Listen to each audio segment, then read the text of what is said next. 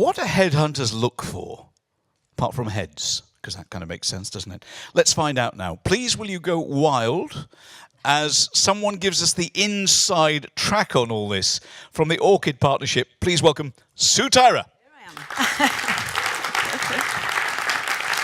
Thank you, John. Thank you, John.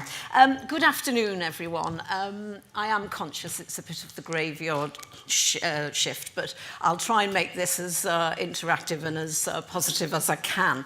I'm from the Orcid Partnership, where we have our heart in the north, so we're one of the largest independent search firms. Headhunting is commonly known as executive search. So I'm part of the board practice, and together with my colleague Judy Aitchison, who is very sorry she can't be here. She's up the Mekong somewhere. Some of you will know her. She lives in York. We recruit chairs, non-executive directors, and we recruit trustees and governors as well for not-for-profit, for public sector, that's hospitals and education. But I suppose latterly, very much mutuals, family businesses, private businesses, and FTSE 350. We don't tend to specialise in FTSE 100, that's the elite search firms in London, but we do have a good understanding of the corporate world. So, I've seen a lot of change in the last 10 years. If you remember 10 years, we were in the financial crisis. And there was a lot of speculation as to what non-executives did and do. So there has been a great deal of examination, and regulators have been very keen to know who the non-executives are and who they should be in the future. I won't dwell on that, however. My passion and interest here is the opportunity and challenge as 50 and 60-somethings, even younger these days actually, have to be a non-exec to support business in this revolution and renaissance that we're in. It's a really exciting time, and I know Victoria and John are very keen to hear from a lot of you about your thoughts for your futures, and that's what today's all about.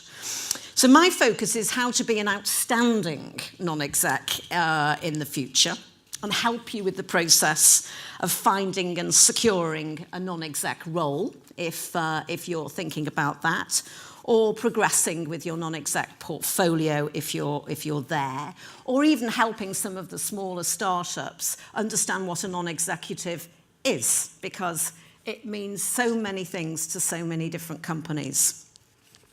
And it's a question, really, of why be a non-executive. You will be asked when you are thinking about being a non-executive, why? And I have to say, I've seen many, many non-executives coming out of their full-time role and naturally thinking, I want to be a non-executive, I want to be back in the boardroom, I want to be part of that leadership company. So most people, I'm sorry about my little cartoon, but that's a man sitting on a hill saying, what is life all about?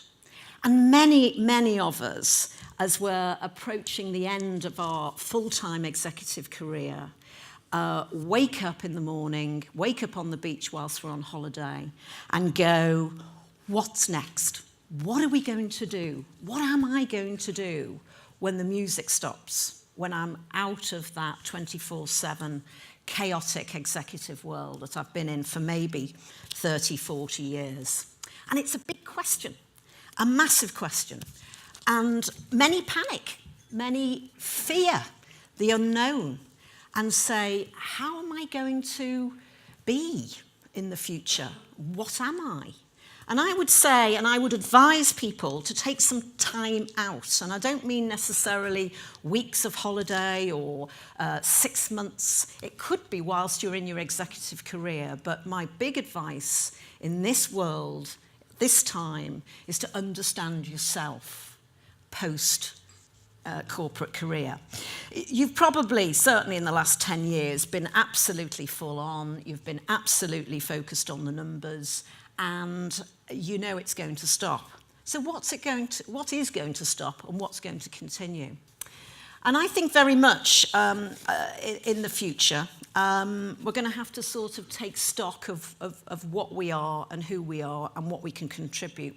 We can list our skills, we can list our passions, but what can we bring to another company? What can we bring to the business world? So, more and more executives are doing this whilst they're in career. Which is great. There's an awful lot of executive coaching and counselling going on to help people with that. And more execs are taking on, certainly pro bono non-execs, to find out what it's like. And I would encourage you younger execs to do just that. You know, try and find a window in your career going forward to give something back, if that's the right word, and do a non-exec role somewhere in your community. Doesn't take a lot of time, but will give you a feel for what a non-exec does.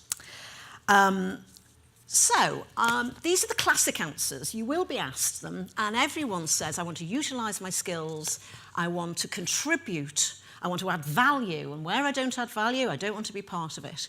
And I want to give something back. And everyone says that in the not-for-profit, and they always say it in the public sector too. And I think very carefully about all those answers and be very genuine when you give those answers and explain why.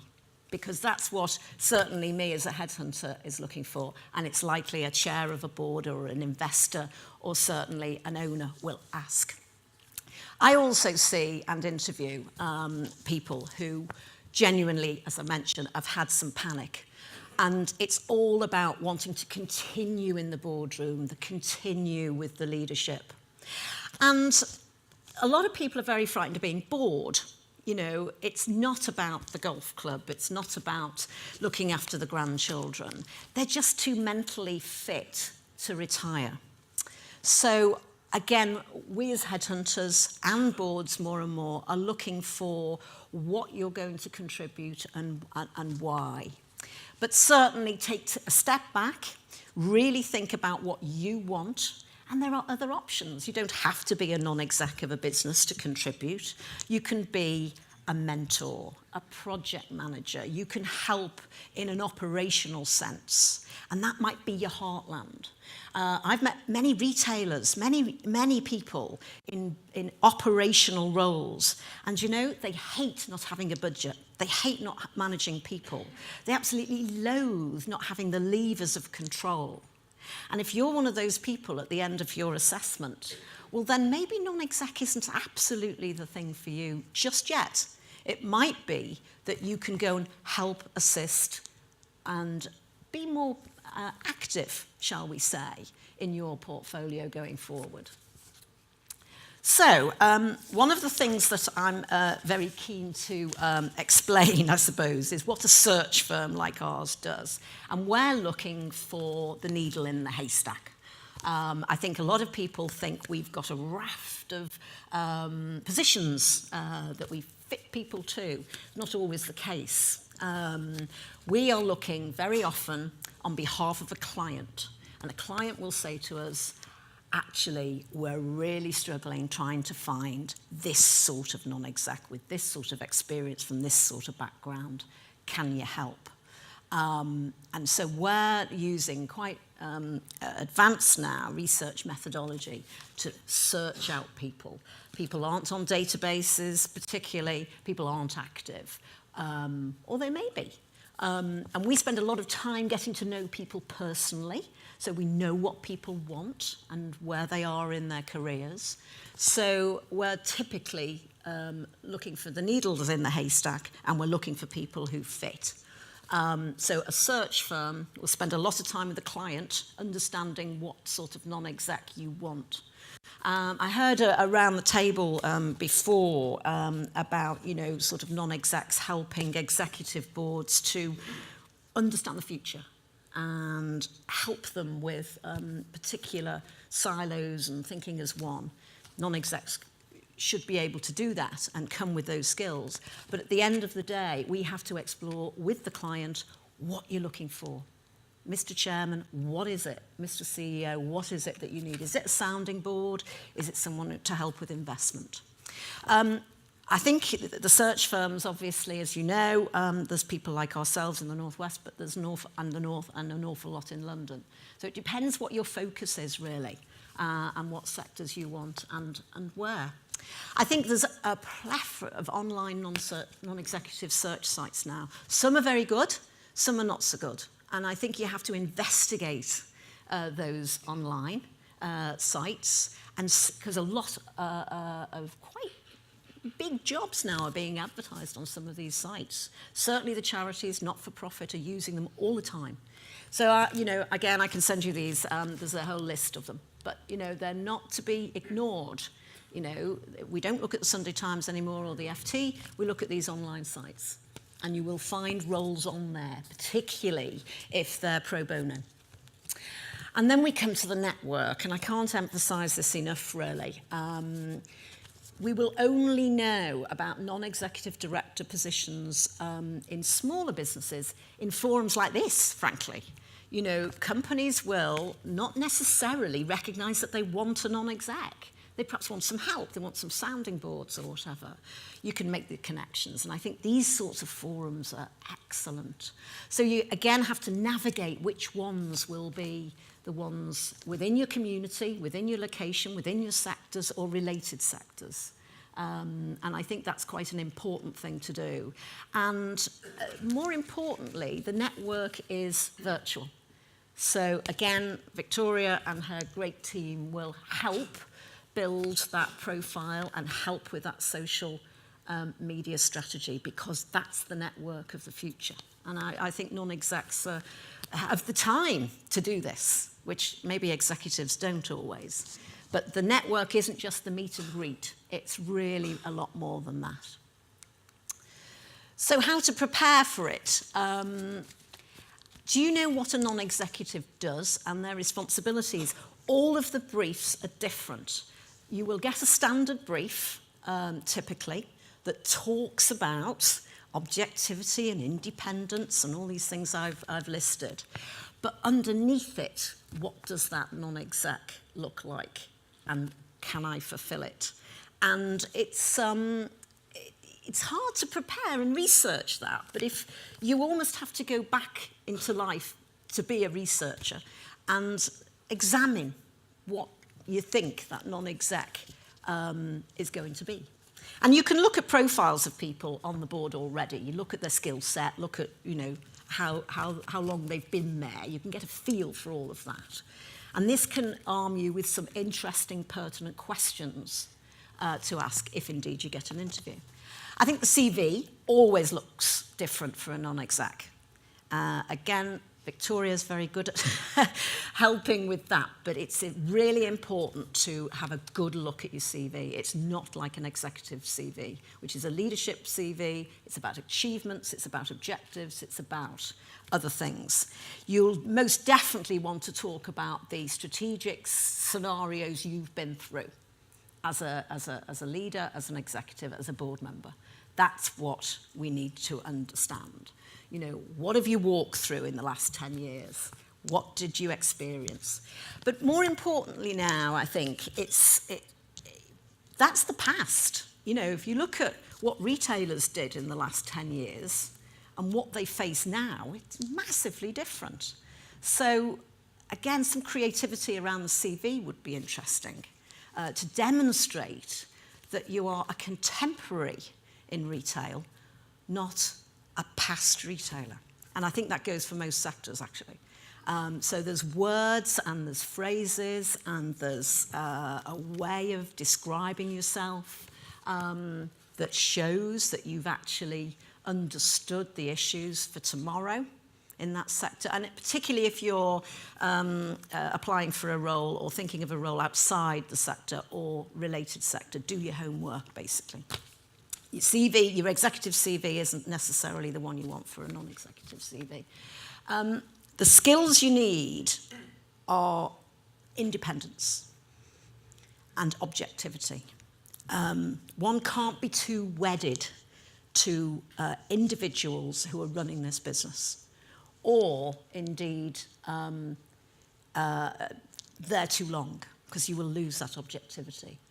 These are skills that are quite hard if you haven't done it. If you've been a part of a family business all your life, you know, you've always been attached to the present, the past, and the future, naturally. So how do you gain these skills?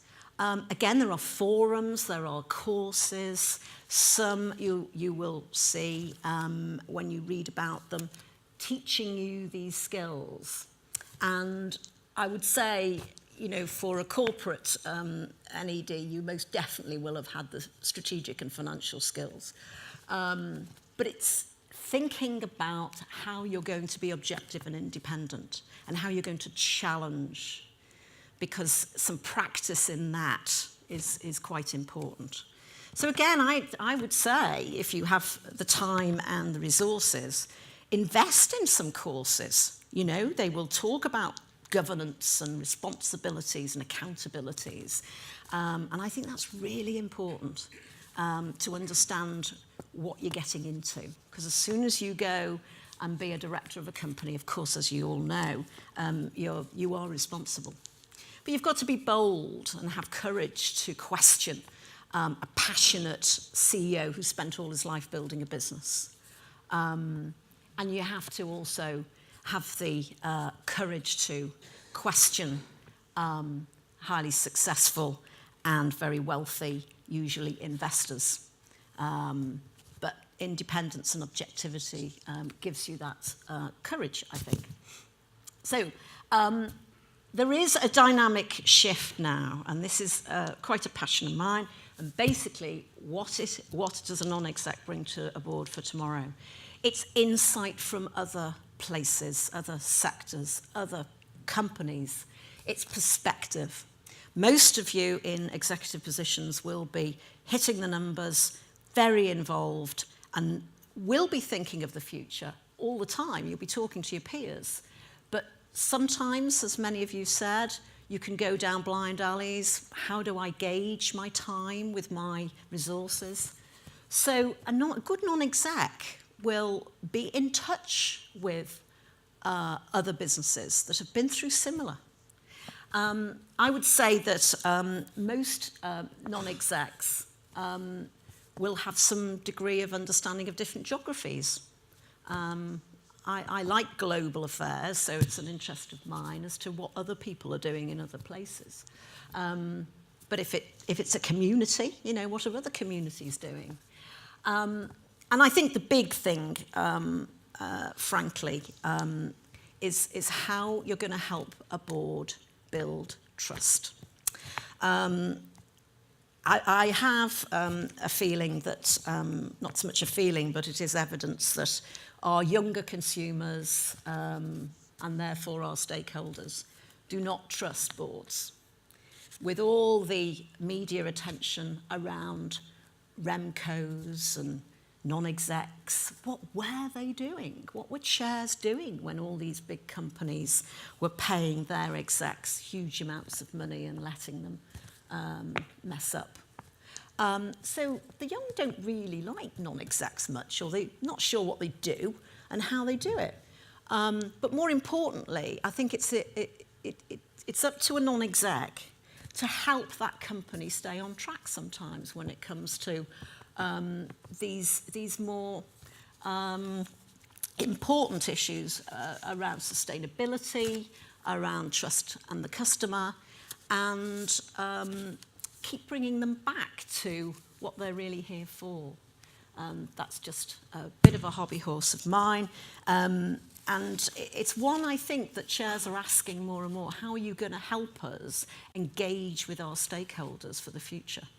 So I think it's worth thinking about how a board's going to do that. So, tips for interviews and meetings. Again, don't take anything for granted. Your track record is fantastic. You've done a great job in several companies, marvellous. But prepare yourself for the meeting and the company that you're going to see. Be a researcher, you know, or find someone to research for you. So I would say, you've got to have a raft of really good questions for these people to understand what they want from their non-exec and how you can contribute. It's a two-way discussion, of course. I think the more people you meet, the more consistency you will seek, the better. So I've been in situations where, all 4 of those types of people in one company disagree about what a NED should be and what the NED they want. And that shouts alarming bells to you, doesn't it? So I would definitely sort of advise meeting, certainly those 4 groups of people. The big problem with non-exec appointments is often the time, and that's going up. I think in public sector, you've got to be clear what an executive does and what a non-executive does. And I've had many occasions with hospital trusts, large teaching hospitals, having some real issues with executives leaving, interims in, non-executives filling the gap. And they can be, very onerous on time. So be sure and clear how it works in that particular organisation. And of course, explore their values. Your time is precious. They're not terribly well paid non-executive roles, if at all, in many cases. And you've got to be sure that the time you're spending is going to be valued and it's aligned to what's important to you in life. We have but one life, and this is a significant chapter, so we don't want to just have a title and turn up at our board meetings. I think we have to engage. And I did a bit of a survey because we work alongside a tech company, and one of the things that the chair said to me yesterday was that they like constant engagement. They don't like non-execs turning up, being briefed, contribute and going away. They like people to occasionally get on the phone with an idea. I've just seen this, what about that? It's more about being in touch with their employees, with their customers, and with the leaders. And they're looking for that support. And that's another tip, is not to have too many commitments. Balance your time. So, are you fit for the future? Well, certainly there's going to be more accountability. We're talking different sectors here, but anything to do with financial services, that's going up rapido and has done for the last 10 years. The regulator is very much on top of what boards do. They watch them physically, they assess them, and that's coming into the FTSE 350 as well, which, isn't for everybody when they've just been through 40 years of that. There's more reputational risk. Some interesting stories about the non-exec on Carillion, some of which we knew, who had great careers, great values. What happened there? So the reputational risk of getting involved in some companies is massive. And you need to understand that. And, if you don't want that accountability and risk, there's always other ways of contributing to business. Definitely more time commitments, as I've mentioned. It isn't just a turn-up. And I think portfolio non-execs are really in danger at the moment of overboarding. And our lovely diversity campaign to get more women on boards has been fantastic. But they're busy ladies, and they're in danger of being spread too thin. So there's some talk about that. Obviously, there'll be more diversity. And I think that's right. I think we need more younger boards. I think we were talking before about reverse mentoring and advisory boards. And it might not be non-execs, but, we are going to see a need to have younger people around the decision-making table, or at least consulting our leaders, because they don't understand some of the issues that you do. And I think particularly non-execs now, you do need a passion for the unknown. You do need to learn, and you need to sort of draw, if you like, a line under your great experience and great history and say, well, I need to be prepared for the future. and you need to read and go to the seminars and ask and hang out with younger people and do whatever it takes to really understand what sort of revolution and renaissance we're in. And if you don't have a passion for that, that again is fine. You know, you can have a niche and be supportive and contribute to businesses, but maybe in a slightly different way.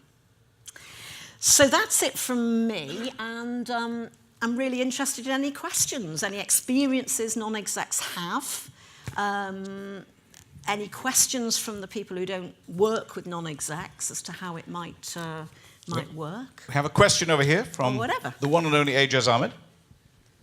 Hiya. You briefly mentioned diversity on the boards. Yes. How are we actually doing? How are we doing? Honestly, I think we've made great strides in women. In the non-exec, I haven't got the statistics just to hand, but we have made great strides. Still not right yet. I don't think we have in the BME, and I think nowhere in the age and diversity of thinking at all. And I'm quite keen on having different types of people from different backgrounds on a board. I think that's enriching. So I think it's still work in progress, but we're nowhere near where we should be. Okay, thank you for that. I'll go to Craig and I'll come down over there. Hi, Sue. Given that the amount of small to medium-sized enterprises and startups and something that we've seen around is that lots of exec search firms seem to have lots of opportunities for non-executive directors. There's not much compensation for doing the role. Lots of them are volunteer posts. Yeah. If you look on sites, there's Yeah. plenty of those. Yeah. What would you suggest around, because lots of small to medium-sized enterprises, yes, there is a mistrust around non-executive directors. You know, I remember what Ken Morrison said about you can get more booze in a non-exec director than a Morrison's trolley or something. I don't know.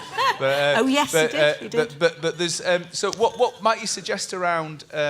Because we know that small to medium-sized enterprises, they're not I don't see them rushing to sign people up as non-exec directors, No. but they are looking for critical friends Yes, they are. and trusted business They advisors. Yes. And they're quite happy to pay for that. Yes. In my experience. So Yes. how would you suggest that we might gauge our CVs or our ask around that? It is different, isn't it? And we've heard that today. Oh, great sounding board, you know. Yeah, critical friend, you know. Who do I speak to? God, you know. And the honest answer is, it's a gap. It's a gap. And this is sort of quite a good forum, isn't it? You know, we've met some interesting, different people, and I think more of that is needed. CV-wise, again, you know, I mean, where I've come from, sometimes I've seen a great CV, and I've happened to know a couple of company mentor organisations, and I put people together, but it's not easy, yeah. And I think we have to ask our young entrepreneurs and our young business leaders, you know, do you get unsolicited communication from people? You know, LinkedIn's great if you feel like tapping out a few comments or requests or whatever. I don't know.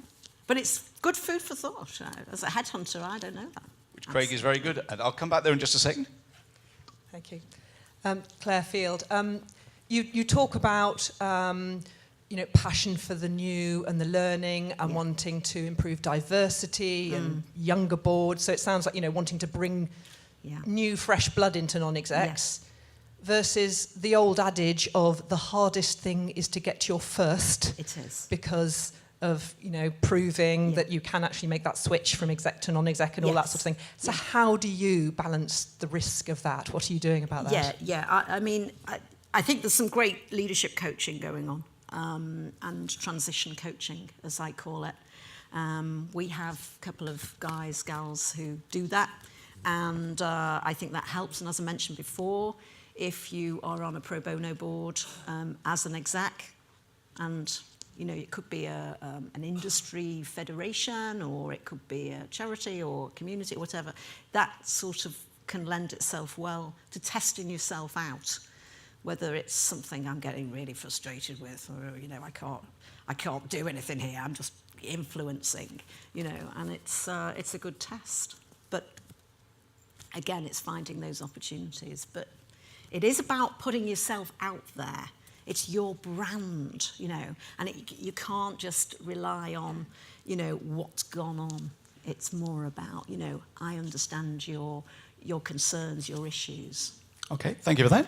Okay. Hello. So I know you mentioned something about dealing with diversity, and you said you've been successful in getting more women on board. Yeah. Why have you not been able to get more from the BME communities? Well, it's an interesting one. I think that there isn't always, the organisation isn't always valuing it. I mean, we at the end of the day are saying and understanding, what the requirements are.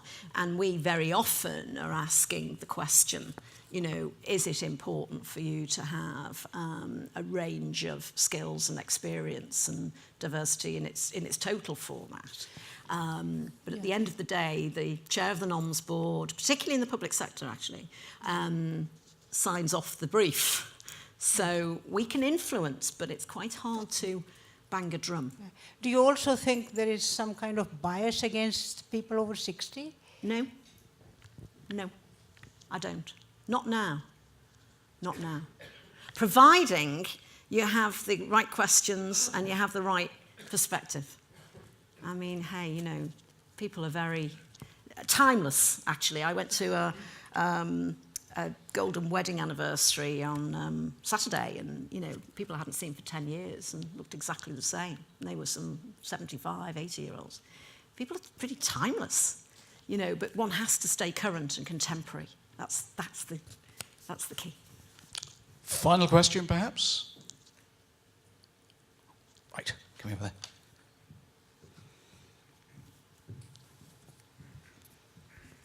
Hi, my name's Penny Coulthard. Are there any differences between the kind of charity sector and the commercial sector, and is one a route into the other?